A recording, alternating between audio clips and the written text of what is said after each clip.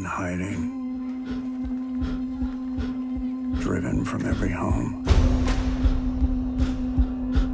He bears a power he cannot understand, a power I cannot contain.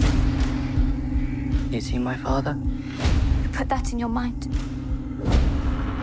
Do you want to know a secret? I know one that can free you. How are you doing, guys? Nice to speak to you. Hi, Howard. Nice to see you. So, I mean, my first question is for Lotfy. I mean, first of all, congratulations on the movie. Yeah, I loved it. It's a kind of a chapter in this story that no, I don't think anyone's really kind of tried to tell. No, so first of all, thank you for that. But I'm very curious. The film itself, the Carpenter, draws on the Infancy Gospel of Thomas, which is an apocryphal text that sheds light on kind of this invisible chapter, almost invisible chapter of Jesus' childhood. So I'm quite curious how you discerned where to allow your imagination to fill in the gaps that you couldn't find when you researched, because that's a very, very tricky line to walk along, no? Yeah, that's a good question. It was tricky. It was a long process of getting more freed up with filling in the blanks. You know, initially I was trying to hug pretty closely the Infancy Gospel of Thomas, you know, but as the script went on, I was just finding that, you know, in the spirit of the apocryphal story and trying to tell this missing chapter of the Bible, I would try to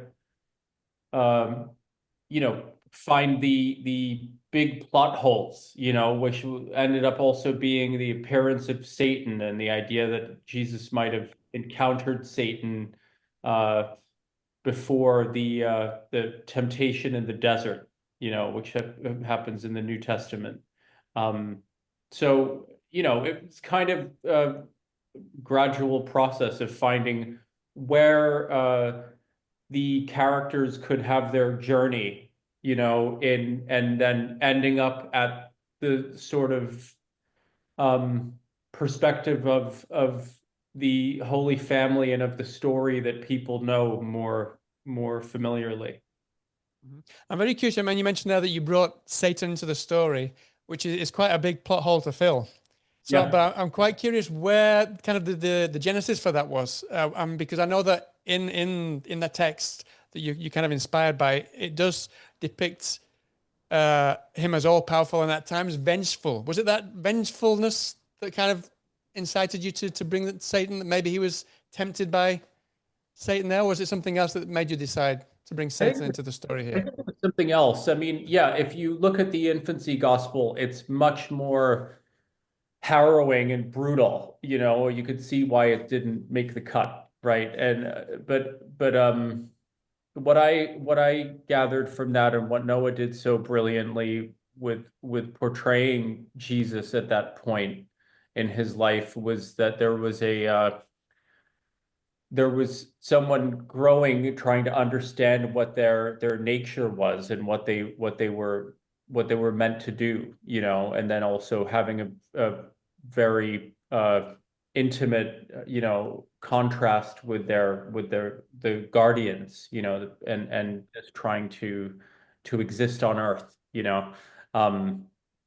The introduction of the devil was really just for the sake of the story, I think, overall, you know, and it was kind of, but it does, yeah, it probably does have something to do with what is pushing and pulling with Jesus. But Noah, maybe you would have more to say with that.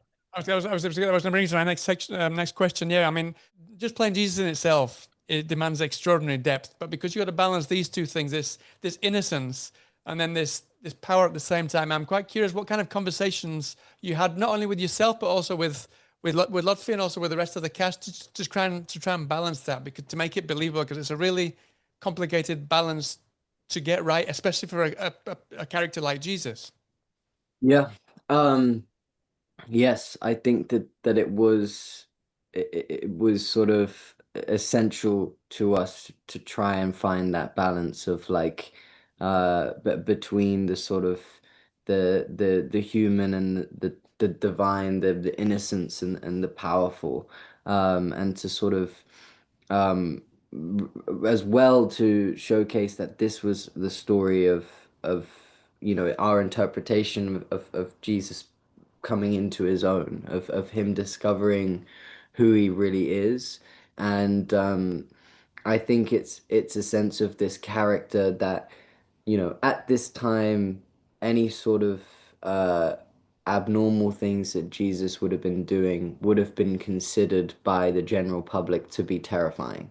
And therefore, any sort of thing that he'd been exploring as a child would have been suppressed immediately by the carpenter and to save him, because otherwise, you sort of see in the film the reaction of, like, people think it's maybe witchcraft. People, they don't know what's going on, and they don't want it to be near them.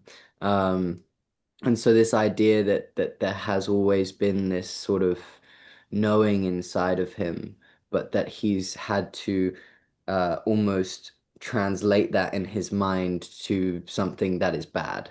That the carpenter has made him think about this pure energy, this power, this empathy that he has for humans as something that needs to be shut away. And I think the journey of letting that open, of thinking that something in your mind is wrong your whole life, and then someone telling you that actually it's right and it's gonna save people is a great journey to go on. And so exploring that was really awesome, and going into depth on that. Sadly, they're pulling me out. So thank you so much for your time, and I hope to speak to you again sometime soon. Thank you very much. Very much. All right, take care of yourself. Have a good day. Bye now. Is he from your angels or from demons?